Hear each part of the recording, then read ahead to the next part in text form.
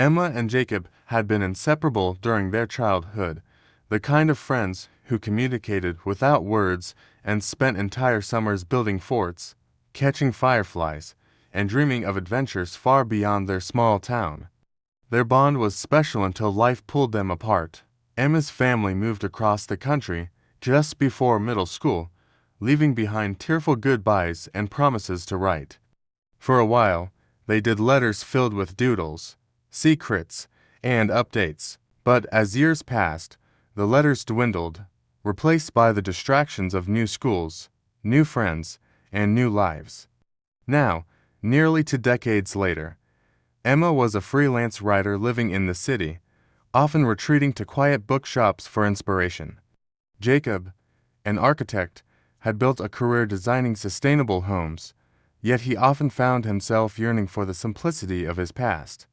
It was a gray, drizzly Saturday when Emma ducked into her favorite bookstore, shaking off her umbrella at the door. The warm smell of coffee and old pages welcomed her, a comforting contrast to the storm outside. Wandering the aisles, she felt herself relax, fingers trailing over the spines of books. One title caught her eye, a vintage edition of her favorite childhood story, the same one Jacob used to read to her when they were kids. Smiling, she reached for it, only to feel another hand graze hers. "Sorry," she began, but her words faltered as she looked up. The man in front of her stared, his brow furrowed at first, then softening into a look of recognition. Emma, her breath caught. Jacob. They stood there for a moment, rain pattering against the windows, before Jacob gestured to the bookstore's cafe. "Do you have time to catch up?" Over steaming cups of coffee, they shared fragments of their lives. Jacob spoke of his architectural projects and his love for restoring old buildings. Emma described her writing, how she often drew inspiration from the nostalgia of their childhood. "I've thought about those days a lot," Jacob admitted, stirring his coffee absent-mindedly. "You were my best friend. No one ever came close." Emma smiled, her chest tightening. "Same here. It's strange, isn't it? How someone can mean so much, and then life just gets in the way." They reminisced about their adventures, how they'd spent an entire summer trying and failing to build a tree house, and the secret fort they'd made in the woods. When the cafe lights dimmed, signaling closing time, Jacob walked her to her car. "Let's not lose touch this time," he said, handing her his phone to exchange numbers. What started as occasional texts soon turned into daily conversations. They discovered how much they still had in common, shared tastes in music, movies, and even obscure hobbies. Jacob confessed his passion for woodworking, while Emma admitted she was trying her hand at gardening. Their first planned outing was a visit to a botanical garden. Jacob brought a sketchbook, capturing the intricate designs of the greenhouse, while Emma snapped photos for inspiration. They fell into an easy rhythm, as though the years apart had simply melted away. One crisp autumn morning, Jacob called Emma with an idea. "How do you feel about a little road trip?" "Where to?" she asked, intrigued. "Our hometown. I think it's time we revisited our old stomping grounds." The drive was filled with laughter and music from a playlist Jacob had made, full of songs they used to listen to. When they reached their childhood neighborhood, it felt both familiar and foreign. They walked through the streets, pointing out changes and sharing memories. The playground where they used to race to the swings was now updated with shiny new equipment. The creek where they caught frogs was still there, albeit smaller than they remembered. Finally, they found their way to the clearing in the woods where their secret fort had once stood. It was overgrown with ivy, the wooden boards long gone, but the memory of it was vivid in their minds. As the sun dipped below the horizon, casting the sky in hues of orange and purple, Jacob turned to Emma. "You know, I think fate brought us back together." Emma looked at him, a soft smile playing on her lips. "Maybe it did, or maybe we just weren't done writing our story." From that day forward, their friendship blossomed into something deeper. They became each other's safe haven in a chaotic world, finding joy in shared adventures, quiet moments, and the rediscovery of a bond that had always been there, waiting. Years later, as they sat together on the porch of a home they designed and built together, Jacob would tease Emma, saying, "All of this started with a book. Who would have thought?" And Emma, leaning her head on his shoulder, would reply, "It wasn't just a book. It was you. It's always been you." Life can change in a single moment, one phone call, one letter, one decision. That's what happened to me the day I opened that envelope. Leela had spent her entire adult life dreaming of adventure. Yet her days were filled with routine. Wake up, go to work, come home, repeat. She worked as a graphic designer, her creativity confined to the four walls of her small apartment. Every night, before bed, she'd scroll through travel blogs and Instagram accounts of people exploring turquoise oceans, rugged mountains, and cobblestone streets, longing for a taste of their freedom. But Leela was practical. Vacations were luxuries she couldn't afford. Or so she thought until the day her boyfriend, Ryan, handed her a mysterious envelope with a sly grin. "Open it," he urged, his blue eyes sparkling with excitement. "What is it?" she asked, her hands trembling slightly. "Just open it," he repeated. Inside was a glossy plane ticket to Santorini, Greece, and an itinerary for a week-long dream vacation. Leela's heart raced. "Ryan, is this real?" she whispered, her voice shaking. "Pack your bags. Leela, we leave in 3 days," he said, pulling her into a hug. The days leading up to their departure felt surreal. Leela meticulously packed and repacked her suitcase, her excitement mingled with disbelief. When the day finally arrived, they boarded the plane, and Leela found herself staring out the window as the clouds rolled by, imagining the adventure that awaited them. Santorini exceeded every expectation. The whitewashed buildings, the sapphire blue sea, and the vibrant sunsets felt like something out of a dream.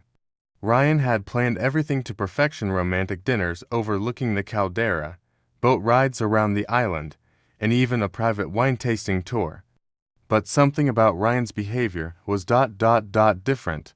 He seemed distracted, checking his phone constantly and disappearing at odd times. One evening, as they strolled through the winding streets of Oya, Leela noticed Ryan glance over his shoulder for the third time in 10 minutes. "Ryan, is everything okay?" she asked, stopping to face him. "Yeah, of course," he said, flashing her a reassuring smile, but she wasn't convinced. The next day, while Ryan was supposedly running errands, Leela decided to do a little exploring on her own. As she wandered through the market, admiring handmade jewelry and local crafts, she spotted a man in a navy blazer lingering nearby. He wasn't browsing or shopping, he was watching her. Feeling uneasy, Leela ducked into a crowded cafe, hoping to lose him. But when she glanced out the window, there he was, standing across the street, his eyes fixed on her. When Ryan returned to the hotel that evening, Leela confronted him. "Ryan, are you hiding something from me? There's this guy ... I feel like we're being followed." Ryan's face turned pale. What did he look like? Leela described the man, and Ryan cursed under his breath. "I didn't want to tell you, but there's something I need to explain." He led her out onto the balcony, away from prying ears. "Remember when I said this trip was a surprise? Well, it's not entirely true. This isn't just a vacation, Leela. It's a test, she repeated, her voice rising. Ryan took her hands. "Leela, I've been working undercover for the past year. That man you saw, he's part of the mission. We're here to meet someone who has information we need. I couldn't tell you before, but now that he's shown up ... I need you to trust me." Leela felt like the ground had been pulled out from under her. The man she thought she knew was suddenly a stranger. But, as much as she wanted to be angry, a part of her was intrigued. "What do you need me to do?" she asked, surprising herself. That night, they attended a lavish gala at an exclusive villa. Ryan introduced Leela as his fiancée, their cover story.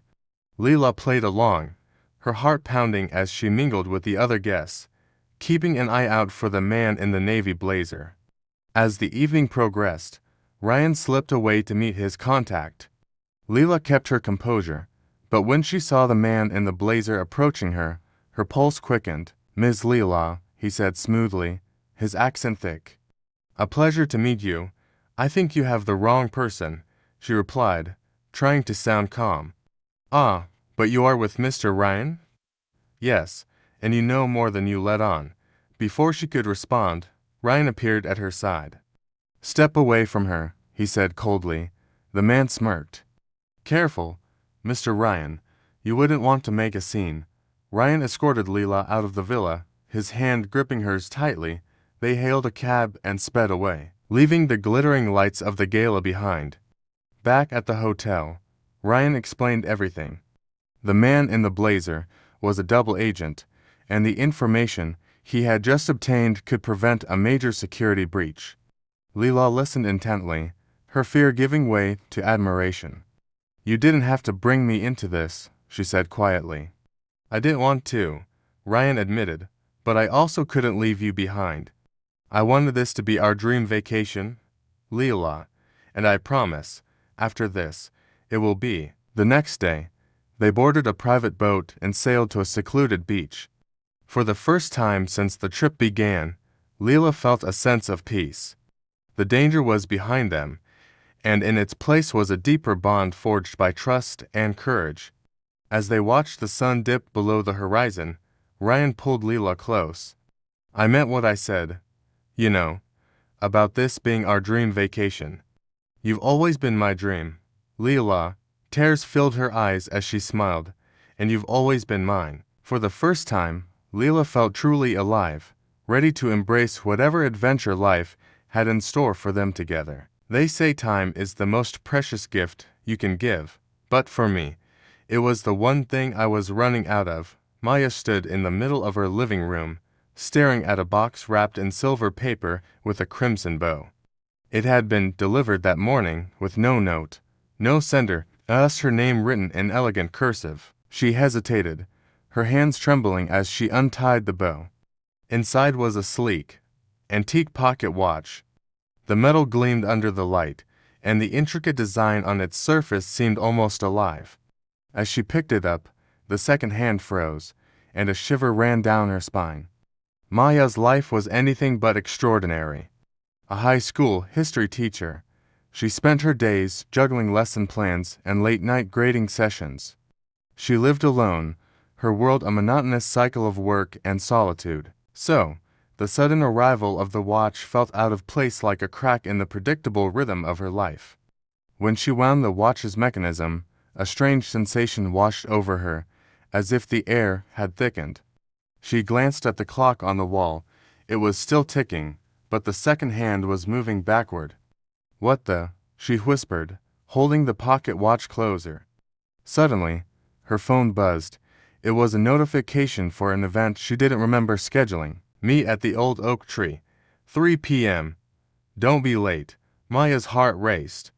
She hadn't been to the oak tree in years, not since her father passed away. It had been their favorite spot, a place filled with memories of storytelling and laughter. But who could have sent the message? At exactly 3 p.m., Maya stood beneath the sprawling branches of the old oak tree, clutching the pocket watch. The air was eerily still, and the autumn leaves crunched underfoot. She looked around, expecting to see someone. "Hello," she called out, her voice echoing. Then she saw a small wooden box buried beneath the roots. Digging it out with trembling hands, she opened it to find a photograph of her father, holding the very same pocket watch. On the back of the photo was a handwritten note. "Time is not linear. Follow the moments you've lost." Before she could process the message, the pocket watch in her hand began to hum, the second hand spinning rapidly, the world around her blurred, colors and shapes blending together, until everything went black.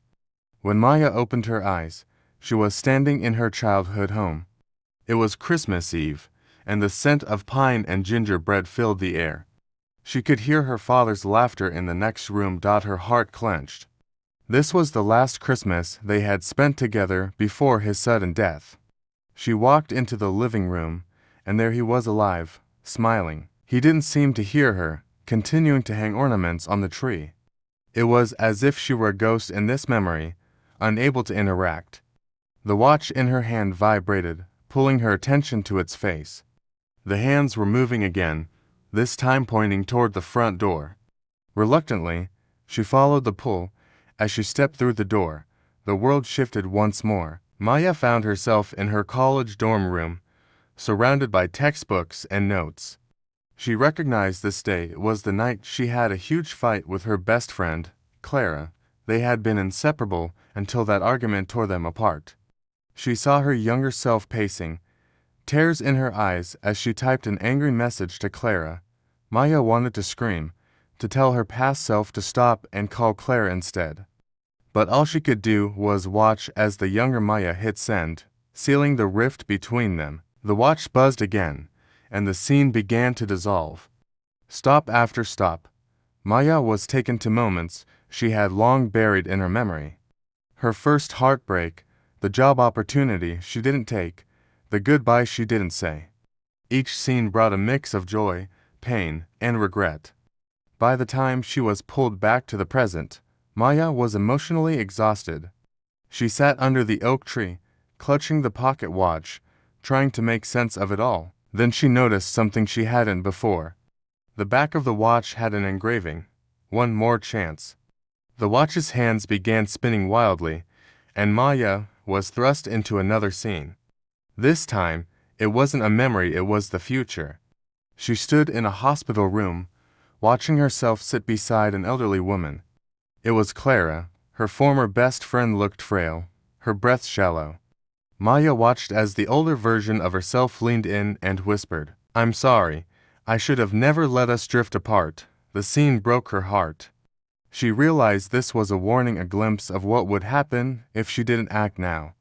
When Maya returned to the present, she didn't hesitate. She grabbed her phone and called Clara. The line rang for what felt like an eternity before her friend picked up. "Maya." Clara's voice was hesitant, but familiar. "Clara, I'm so sorry. For everything. Can we meet and talk? Please." There was a long pause, and Maya held her breath. "Okay," Clara said finally. In the days that followed, Maya and Clara reconnected, mending their fractured friendship.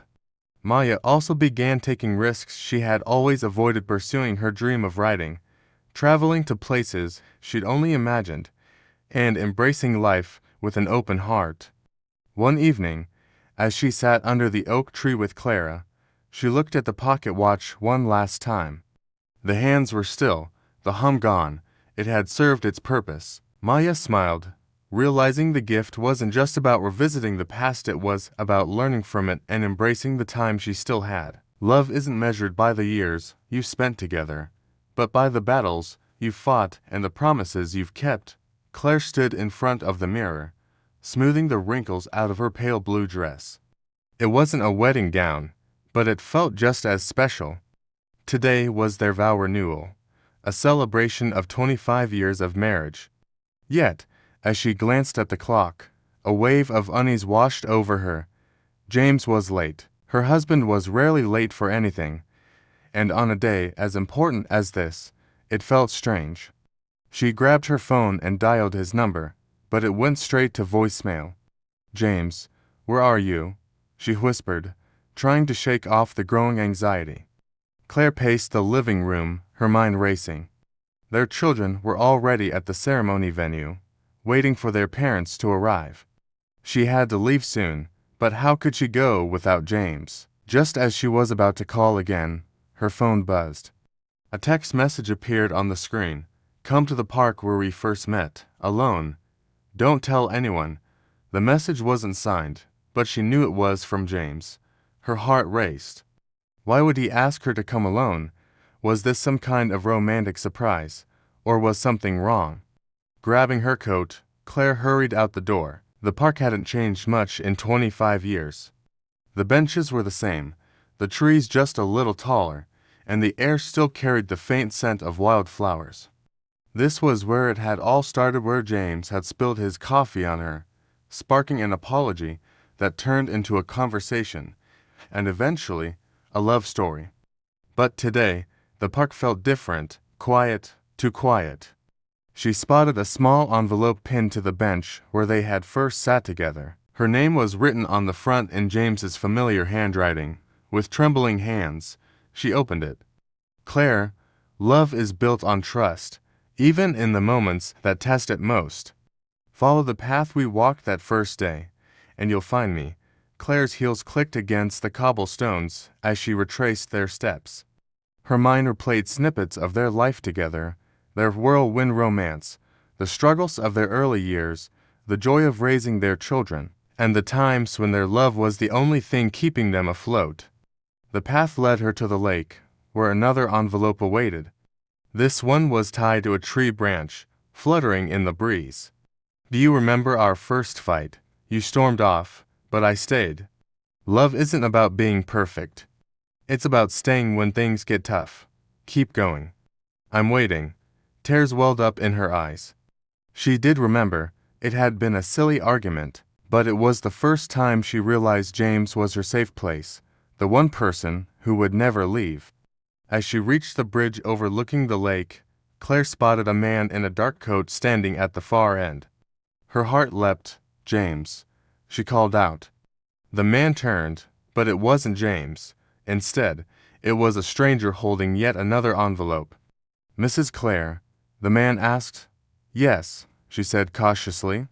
He handed her the envelope with a small smile. He wanted you to have this. Claire opened it, her hands shaking. Claire, there's something I've been keeping from you. Something I should have told you sooner. But I needed today to remind you of how much I love you before we face it together. Trust me. Meet me at the clearing. Her mind spun with questions. What could James be hiding? And why today, of all days? The clearing was bathed in golden sunlight, and there, under the canopy of trees, stood James. He was dressed in a suit, a single white rose pinned to his lapel. He looked nervous, something Claire rarely saw in him. James, she said, running to him. What's going on? Why all the secrecy? He took her hands, his eyes searching hers. Claire, there's no easy way to say this, but I've been diagnosed with early onset Parkinson's. The words hung in the air, heavy and unyielding. What? She whispered, her voice cracking. I didn't want to tell you until I knew I could handle it, he said. But then I realized, I don't have to handle it alone. I have you. I've always had you. Claire's eyes filled with tears, but she didn't pull away.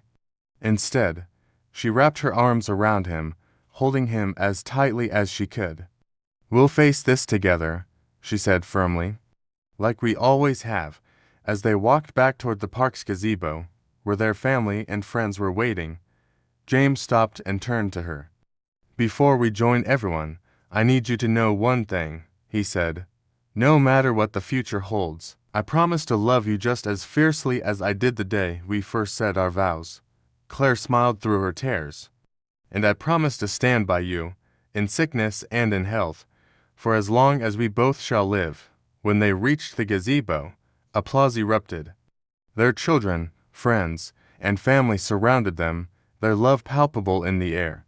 James and Claire stood before the officiant, hands clasped, as they renewed their vows. This time, the promises felt even deeper, rooted in a lifetime of shared joys and challenges. As the sun set over the park, Claire and James danced beneath the twinkling fairy lights, the world fading away. Their love, though tested by life's uncertainties, had grown stronger, a testament to the power of trust, resilience, and the promises that bind to hearts together. In that moment, surrounded by the people they loved most, Claire realized that their story was far from over. It was just entering a new chapter, one they would face hand in hand. They say you never truly know someone until a crisis reveals their true colors. For me, it started with a scream in the dead of night. Emily sat up in bed, her heart racing as the faint sound of a cry pierced through the silence. It wasn't the sound of a child or a movie playing next door. It was real, raw, and filled with panic. She glanced at her clock. To 17 a.m. The sound came again, louder this time. It was coming from the house next door. She froze, unsure of what to do. Her neighbor, Mr. Grayson, was a quiet, reclusive man in his late 60s. They had exchanged polite nods over the years, but she hardly knew him. Grabbing her phone, Emily debated whether to call the police. Something was wrong, but what if she was overreacting? Summoning her courage, Emily pulled on her robe and stepped out into the chilly night. The porch light from Mr. Grayson's house flickered, casting eerie shadows on the overgrown bushes. She knocked softly on his door. "Mr. Grayson, are you okay?" No answer. Her instincts told her to leave, but something compelled her to stay. She tried the doorknob. It was unlocked. "Hello. It's Emily from next door," she called out, stepping inside. The living room was dimly lit, cluttered with old newspapers and stacks of books. The air smelled musty, and a faint trail of muddy footprints led toward the hallway. "Mr. Grayson," a low groan echoed from the back room. Emily's chest tightened. She followed the sound, her footsteps hesitant, until she reached a door slightly ajar. Inside, Mr. Grayson lay on the floor, clutching his chest. His face was pale, and beads of sweat lined his forehead. "Help, .. double quotes, he gasped. .. Emily's panic gave way to action.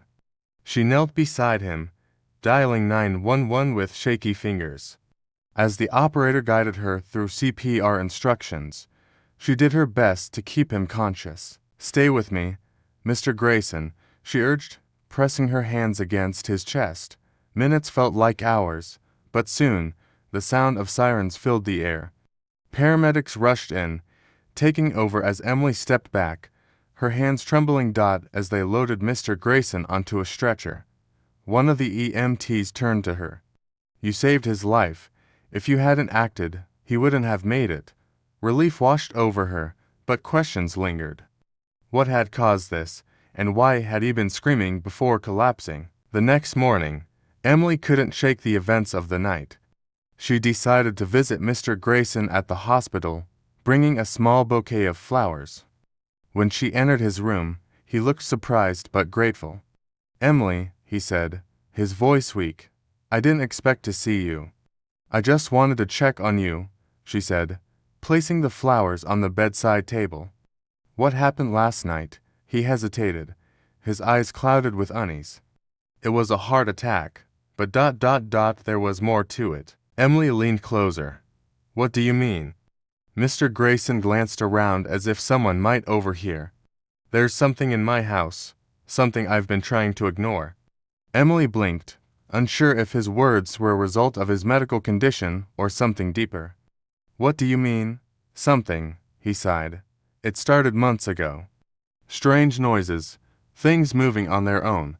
At first, I thought it was my imagination, but last night ... double quotes he trailed off, his hands trembling. "Last night, I saw it, a shadow. It felt like it was watching me." Emily's logical mind rebelled against the idea, but the fear in his eyes was undeniable. "Maybe it's just stress," she offered gently. "Maybe," he said, though his tone suggested otherwise. Before she left, he gripped her hand. "Please, check on the house while I'm here. I need to know if I'm losing my mind." That evening, Emily stood outside Mr. Grayson's house, armed with a flashlight and a sense of dread. She had promised to check on the place, but now that she was here, every instinct told her to turn back. The house felt colder than it had the night before. The shadows seemed to stretch and twist in ways that defied logic. As she moved through the rooms, she noticed small things: a picture frame lying face down, a faint, rhythmic tapping coming from the attic. She climbed the narrow staircase, each creak amplifying her heartbeat. When she reached the attic door, she hesitated. The tapping stopped. Taking a deep breath, Emily pushed the door open. The attic was dark, filled with old furniture and forgotten belongings. Her flashlight beam landed on an old trunk in the corner. As she approached, the air grew heavy. She opened the trunk, revealing stacks of letters and photographs. They depicted a younger Mr. Grayson with a woman and a little girl. The same faces appeared again and again, smiling in happier times, But one photo caught her attention. It showed Mr. Grayson's family, with the little girl holding a doll. Scribbled across the bottom were the words, "Goodbye, Daddy. I'll always be here." Suddenly, the attic door slammed shut. Emily spun around, her flashlight flickering. A shadow moved across the wall, and a faint whisper filled the air. Emily stumbled out of the attic, clutching the photo. The house seemed alive, groaning and creaking as if reacting to her presence. She fled to her own home, heart pounding. The next day, she returned to the hospital, determined to confront Mr. Grayson. "Who are they?" she asked, showing him the photograph. Tears welled up in his eyes. "My wife and daughter. They died in a car accident years ago. I've kept the house the same ever since. I couldn't let go." Emily hesitated. I think your daughter is still there, watching over you, a bond forged in trust." When Mr. Grayson returned home, Emily helped him clear the attic. Together, they boxed up the letters and photos, creating a small memorial in the garden. The strange occurrences stopped, and the house felt lighter, as if a burden had been lifted. From that day on, Emily and Mr. Grayson became close friends. Their bond, forged in fear and trust, reminded them both of the importance of human connection. And though neither of them ever spoke of the shadow again, Emily sometimes felt a comforting presence when she visited, a quiet reassurance that love, even in its most mysterious forms, never truly leaves. Sometimes, the smallest gestures hold the power to change lives in ways we can't foresee. For me, it all began with an umbrella on a rainy Tuesday evening. Sophie hurried down the crowded street, the rain soaking through her thin coat. Her arms were laden with grocery bags, and the wind made it nearly impossible to keep her hood in place. She was drenched, shivering, and trying not to cry. Then, out of nowhere, a red umbrella appeared over her head. "Looks like you could use some help," a warm voice said. She turned to see a man in his late 30s, holding the umbrella while wearing a kind smile. His tailored coat suggested he didn't belong in the same storm as her. "Thank you," she stammered. "It's no trouble," he replied. "Where are you headed?" Sophie hesitated. She wasn't used to strangers being so kind. "Just a few blocks down," she said finally. The man nodded. "Let me walk you. It's the least I can do." They walked in silence for a moment, the rain pattering against the umbrella. Sophie couldn't help but steal glances at him. He had an air of confidence, but there was something soft and genuine in his demeanor. "I'm Daniel, by the way," he said, breaking the silence. "Sophie," she replied. "Well, Sophie, you've officially made my day more interesting. Most people just rush past in this weather." She laughed nervously. "I guess I don't really have a choice." When they reached her apartment building, Sophie paused at the entrance. "Thank you," she said, her voice tinged with genuine gratitude. Daniel handed her the umbrella. "Keep it. I have another." "No, I can't." "I insist," he interrupted. "Consider it a small act of love for a stranger." The phrase caught her off guard. A small act of love. She nodded, clutching the umbrella as if it were a lifeline. As he turned to leave, she called out, "Maybe I'll return the favor someday." Daniel smiled. "I'll hold you to that." Life takes a turn. Days turned into weeks, and Sophie couldn't stop thinking about Daniel's kindness. She was used to struggling alone, balancing two jobs to pay rent and caring for her younger brother, Ben, who was wheelchair-bound and accident. People rarely noticed her, let alone extended a helping hand.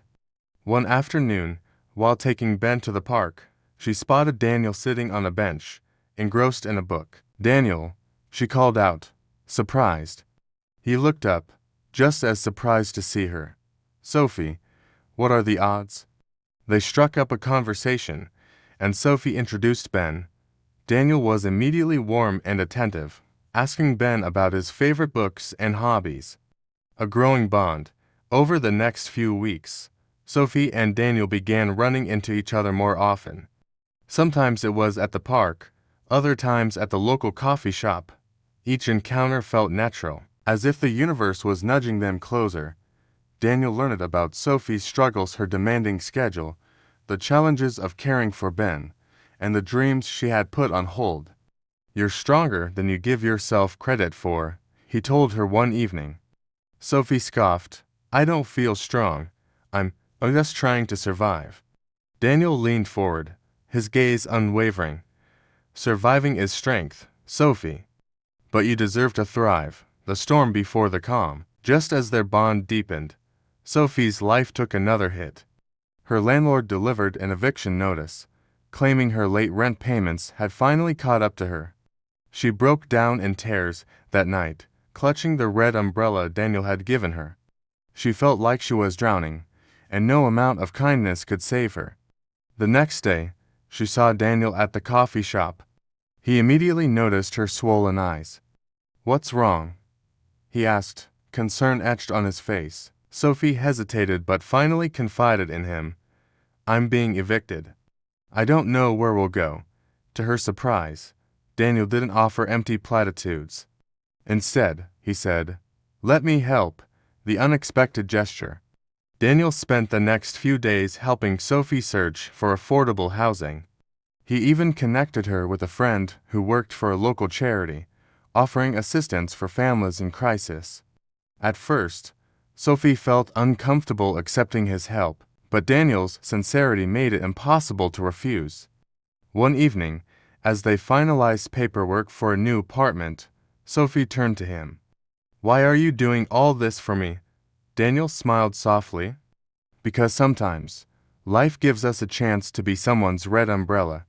And because ... I care about you, Sophie. More than I realized, a new beginning." With Daniel's help, Sophie and Ben moved into a small but cozy apartment.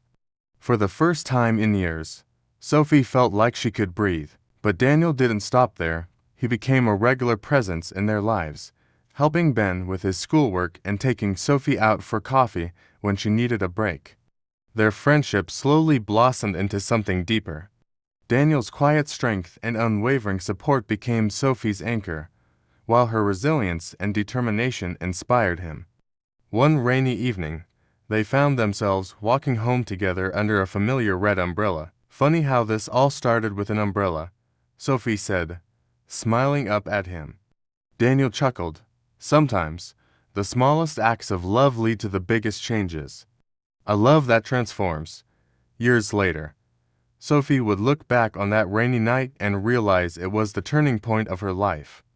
What began as a stranger's kindness had grown into a bond that weathered every storm. Daniel's small act of love didn't just shelter her from the rain, it gave her the courage to believe in herself, to dream again, and to trust in the power of human connection.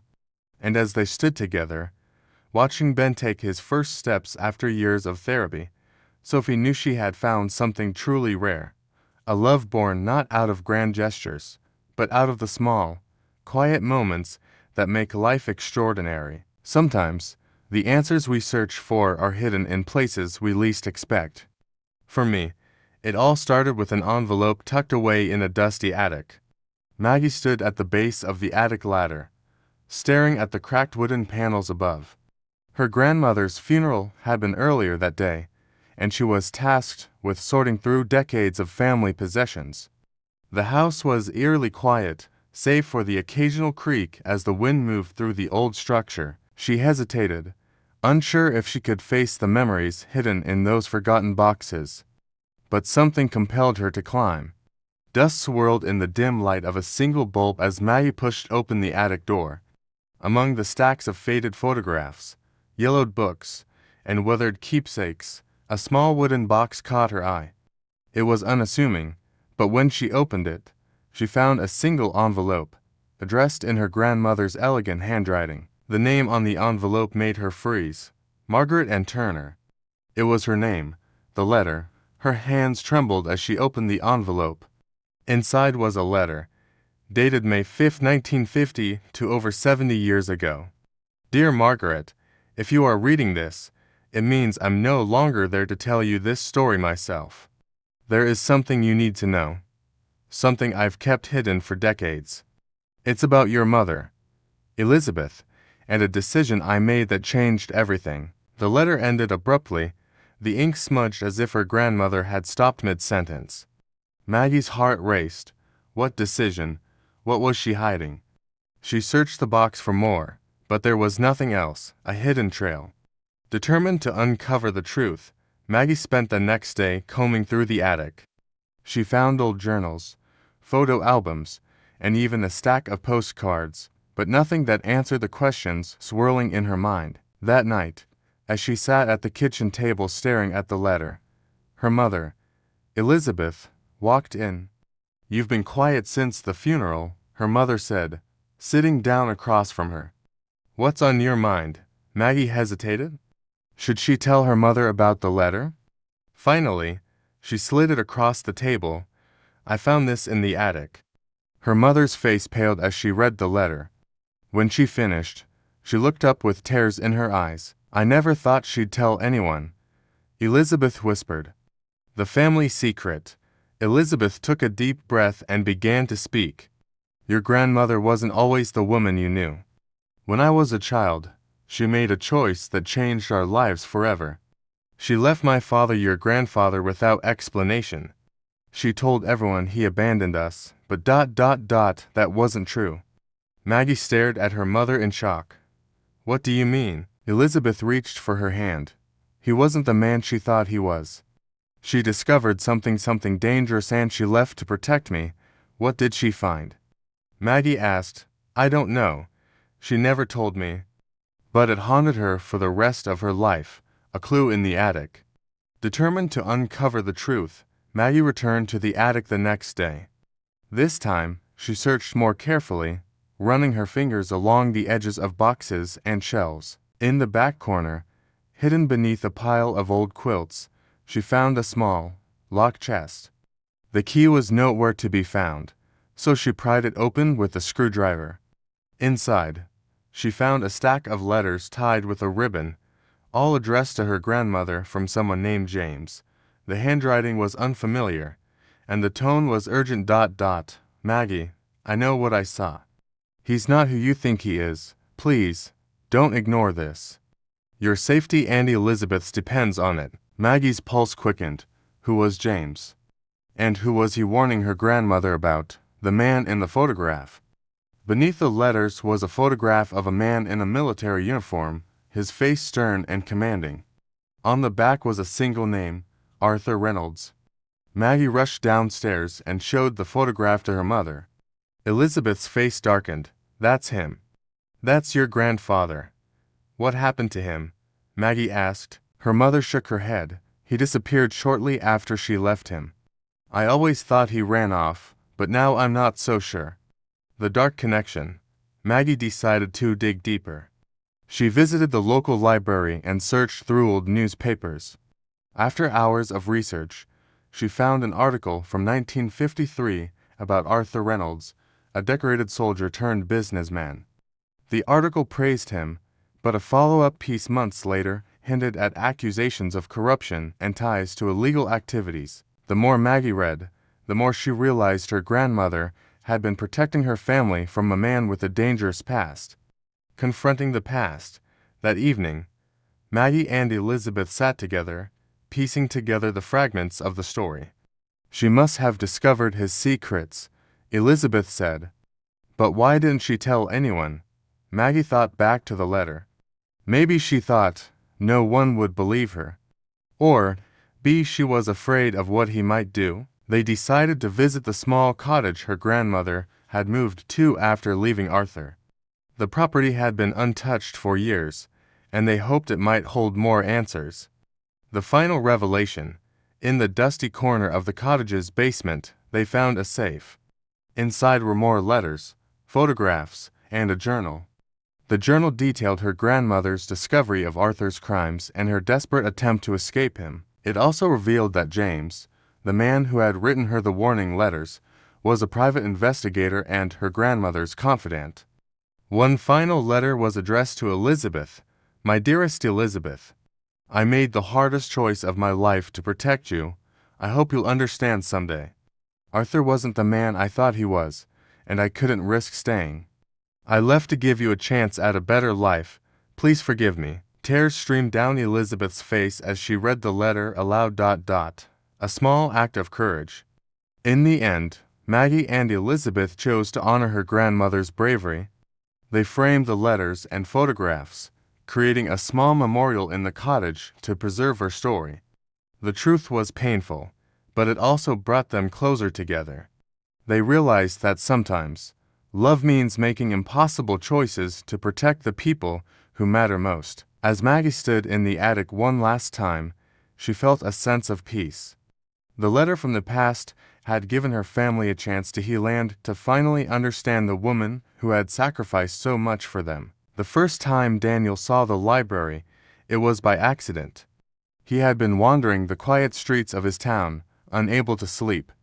The night air carried the scent of distant rain, and the streetlights cast soft golden pools onto the cobblestone sidewalks. Everything was still, the world wrapped in a kind of hush only found in the deepest hours of the night. He turned onto a narrow side street, one he had walked 100 times before, but something was different. Nestled between two old brick buildings where he was certain there had been only an alleyway before stood a library. Its ivy-covered walls seemed ancient, as if they had always been there, unnoticed until now. A single lantern glowed above the entrance, casting a flickering halo of light onto a small wooden sign that read, "Opens only at midnight." Daniel frowned, trying to recall if this place had ever been here before. Surely, he would have noticed a building like this. Libraries weren't exactly popping up overnight, and yet, he stepped forward. The air around the library felt different, thicker, like the quiet itself was waiting. His fingers brushed the cool brass handle of the large wooden door, and at his touch, it creaked open just enough to invite him inside. A part of him hesitated, but another part, the one that loved old books and forgotten places, pulled him forward. The moment he crossed the threshold, warmth enveloped him. Inside, the library was vast, much larger than it seemed from the outside. Towering bookshelves stretched toward a domed ceiling where a massive stained glass skylight bathed everything in soft, blue moonlight. The air smelled of aged paper, candle wax, and something faintly sweet, vanilla, perhaps, or the scent of time itself. He expected a librarian, someone to ask him why he was here, but the place was silent, undisturbed. There was no front desk, no patrons, just an ocean of books waiting in the quiet. Daniel stepped forward, running his fingers along the spines of the nearest shelf. Some books bore familiar titles, but most had no words at all, only symbols in delicate gold script. He tilted his head. How did anyone find a book here if nothing was labeled? Then, something caught his eye. A single book lay open on a wooden reading table, as if waiting for him. He approached slowly, his pulse quickening. The pages were filled with neat handwriting, and then he saw his name, written in ink at the top of the first page. The Life of Daniel Everett. His breath hitched. His fingers hovered above the pages before he turned one, hesitantly. The words before him weren't just a story, they were his story. Every chapter, every memory, written down in perfect detail. The day he learned to ride a bike, the summer he spent by the lake with his grandfather, the first time he fell in love. His childhood fears, his moments of triumph, the quiet evenings spent alone with only his thoughts. But, as he turned more pages, he froze. The book didn't stop at the present day. It continued forward, filled with events that hadn't happened yet. Conversations he had never had, places he had never been. His future, unwritten in his own hand. His heart pounded as he skimmed through the paragraphs, searching for something, anything that would tell him what was coming next. Some of the words blurred as he read, shifting like ink that hadn't fully dried. They were waiting for him to live them. And then, at the very end, a final page. Unlike the others, this one was nearly blank except for a single line at the bottom. "What will you choose next?" Daniel swallowed. A rustling sound broke the silence. He looked up sharply. The library remained still, but something felt different. The bookshelves seemed taller now, stretching further into the shadows. The soft blue light from the skylight flickered, as if the moon itself had blinked. His pulse quickened. He could leave now. Close the book. Walk out the door. Forget this strange, hidden place. Pretend it had been a dream. Or he could stay. Slowly, he reached for a pen lying beside the book. The moment his fingers curled around it, a gentle warmth spread through his hand, up his arm, settling into his chest. It felt right, as if the library itself approved of his decision. He leaned forward, pressing ink to paper. As he wrote, something in the library shifted. It wasn't movement, exactly, but a feeling like 1,000 pages turning all at once, an exhale of something ancient and knowing. He glanced up at the shelves again. Were they always this endless? He had a strange sense that they stretched beyond the walls of this building, beyond this town, beyond time itself. How many others had stood where he stood now, writing their own futures? He thought back to the nights he had spent wondering what was next, feeling lost in the uncertainty of life. But here, with ink and paper, he had a choice. Not just to read what was written, but to shape what would come. Daniel paused, staring at the words he had just written. They felt true. They felt like his. A deep calm settled over him, unlike anything he had felt before. It was as if the library itself had wrapped around him. Not just a building, but a presence watching, waiting, guiding. Somewhere beyond the skylight, the night deepened, wrapping the world in its quiet embrace. The weight of time, of choices and untold stories, felt lighter now. Daniel let out a slow breath. The library had been waiting for him all along, and now, he knew why. Ella had never been on a train like this before. It wasn't the shiny, modern kind that zipped across the landscape with speed and purpose. No, this was an old-fashioned train, the kind she imagined in the tales of people long gone. She had been walking through the forest when she stumbled upon the platform, a weathered wooden structure that seemed out of place amidst the trees. A faint hum vibrated in the air, and then she saw it. The train was there, waiting. Its sleek, silver body gleamed under the moonlight, with windows that reflected the starry sky. Despite its age, it seemed untouched by time, as though it had never been used. No one else stood around to board it, just her. Ella hesitated. There was something both unsettling and inviting about the train. It was silent, like a secret waiting to be shared. The air around her seemed still, as though time itself was holding its breath. She glanced at the platform again, unsure whether she should board or leave. But the train, it called to her. There was a quiet pull deep within her chest. She stepped onto the platform, her footsteps soft on the wood. As she reached for the door handle, it opened automatically, as if it had been waiting for her. Inside, the train was like something out of a dream. The interior was lavish, though the passage of years had worn it down. The velvet seats were soft and welcoming. The soft glow of antique lamps cast long shadows across the narrow aisle. A gentle hum, almost like a lullaby, filled the air. Ella found a seat by the window and sat down. The world outside was dark, the trees long gone, replaced by an endless stretch of night. It was a surreal feeling, like she was moving through a dream, but no sound of movement came from the train. It wasn't as if it was rolling down a track, it felt like it was just floating, suspended in time and space. The longer she sat, the more she realized that the train wasn't simply going nowhere, it was always moving. The trees had vanished, replaced by fields of grass, then desert sands. A quiet fog rolled in, but the train continued without hesitation. Ella glanced at the clock on the wall, but it wasn't moving. Time was frozen. How long had she been on this train? Minutes, hours, days, it was impossible to tell. The stillness around her was both peaceful and unnerving. As she gazed out the window, she saw fleeting glimpses of faces, ghostly figures that appeared only for a second before vanishing. People standing at the edge of fields, walking through fog, all with their faces turned away from the train. The figures never came closer, never waved. They were like echoes, remnants of another time. Yet there was a sense of familiarity. a sense that she, too, was part of this strange journey. Her heartbeat quickened. The train had no destination, no end in sight. Where was it going? Where had it been? A soft voice broke through the stillness. Would you like some tea? Ella turned her head. The voice belonged to an elderly woman, seated across the aisle. She had silver hair pulled back into a neat bun, her face lined with time. A kindly smile rested on her lips. Without waiting for an answer, the woman stood and moved toward a small trolley, rolling it down the narrow aisle.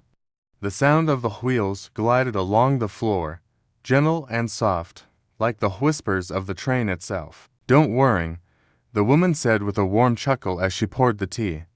The train will never stop, but it will take you where you need to go. Ella's gaze shifted to the window.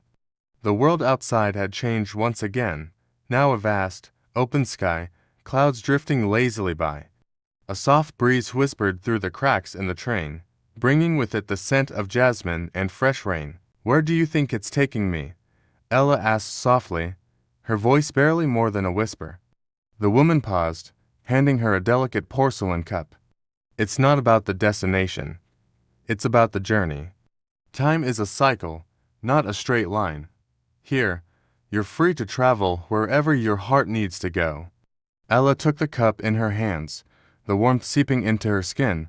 She looked down at the tea, steam curling up from the surface in intricate patterns. She could feel her body relax, her breath steadying.